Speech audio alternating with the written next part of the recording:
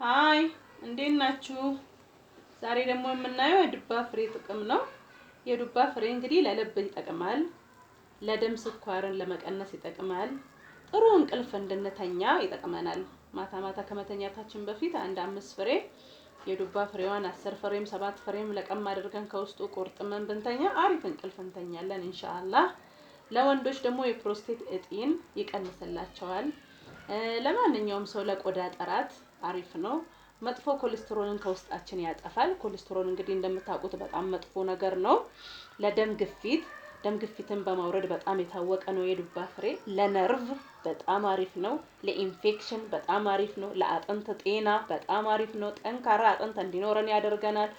በአላህ ኃይል ብርቱ አጥንት እንዲኖረን ያደርገናል የዱባ ፍሬ። ለፀጉር ይጠቅማል በውስጡ ቪታሚን ኢ ስለያዘ። ስለዚህ እሱንም ተጠቀሙት። ለቆዳ ደግሞ የኮላጅን መጠናችንን እንዲጨምርልን ያደርግልናል በአላህ ኃይል።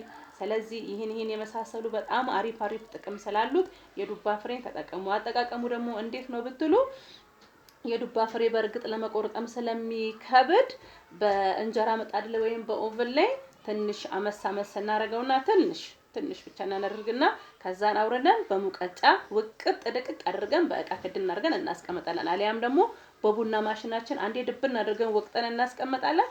ከዛን ሰላጣ ስንሰራ ሰላጣችን ላይ ብትን እያደረግን እንደገና ደግሞ እርጎ ስንጠጣ እርጓችን ላይ ብትን አድርገን ምን ያህል ነው ብትን የምናደርገው? ብትን ሲባል ለአንድ ሰው ግማሽ የሻይ ማንኪያ እንጥያው አለች አይደለ? እሷ ላይ ግማሽ አድርገን ነው የምንጠቀመው።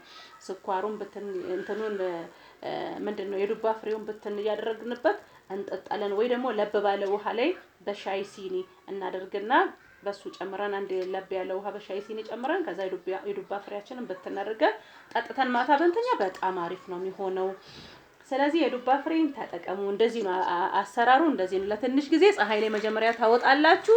ትንሽ ጠፈፍ ሲል እሳት ላይ ለብ ታደርጋላችሁ። ሳይበሰል ጣጣ ብሎ ደግሞ ጥቅሙ ከውስጡ እንዳይጠፋ ትንሽ ብቻ ሰውነቱ ለቀቅ ካለ በሙቀጫ በኒኬል ኩባያም ቢሆን ውቅጥ አድርገናል በቃ ክድን አድርገን በፈለገን ሰዓት እያወጣን ብትን እያደረግን መጠቀም እንችላለን። ከቆሎ ጋር ለቡና ቁርስ እንኳን መቀረብ የሚችል ነገር ነው። ከቆሎ ጋር ቆሎ ስንል ሽምብራ በጣም ይጠቅማል ለጤና፣ ለውዝ በጣም ይጠቅማል፣ ሱፍ በጣም ይጠቅማል፣ የዱባ ፍሬ በጣም ይጠቅማል። እነዚህን አንድ ላይ ሚክስ አድርገን አቀላቅለን ለቡና ቁርስ ለሰው ራሱ ብናቀርብ ከአላህ ፊት ትልቅ ምንዳ ነው የምናገኘው። ምክንያቱም ጤናማ የሆነ ነገር ነው ለሰው ልጅ እየመገበን ያለ ነው። ለራሳችንም በሰበቡ እንጠቀምበታለን ማለት ነው። ስለዚህ ይሄን ቻናል አሳድጉልኝ ፕሊስ እባካችሁ። ምክንያቱም ነገ የተሻለ ነገር ይዤ ለእናንተ እንዳቀርብላችሁ እናንተ ቻናሌን ስታሳድጉ ነውና ላይክ አድርጉ፣ ሼር አድርጉ። ሰብስክራይብ የሚባለውን ደግሞ ልበዱት እስቲ። ሰብስክራይብ የሚለው የቱ ጋር ነው ብላችሁ ፈልጓት። የደውል ምልክት ናት። እሷን ጫነ ስታደርጉ ሰብስክራይብ ያደርግልኛል። ስለዚህ ሰላም ሁኑ። አመሰግናለሁ። ባይ። ምን መሰላችሁ ሰብስክራይብ እንዴት እንደሚደረግ ላሳያችሁ ነው።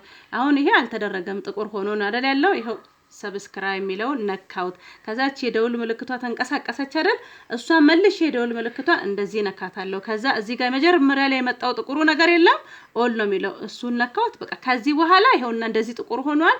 ሁሉ ጊዜ እኔ የምለቀው ነገር ለቃለች አለቀቃችም ማለት አይጠበቅባችሁም። ይመጣል ለራሱ ማለት ነው። ሁሌ እንዲደርሳችሁ አንዴ ሰብስክራይብ ካረጋችሁ አሁን እንዳረኩት ካረጋችሁ ሁሉ ጊዜ ይደርሰኛል ማለት ነው። አመሰግናለሁ።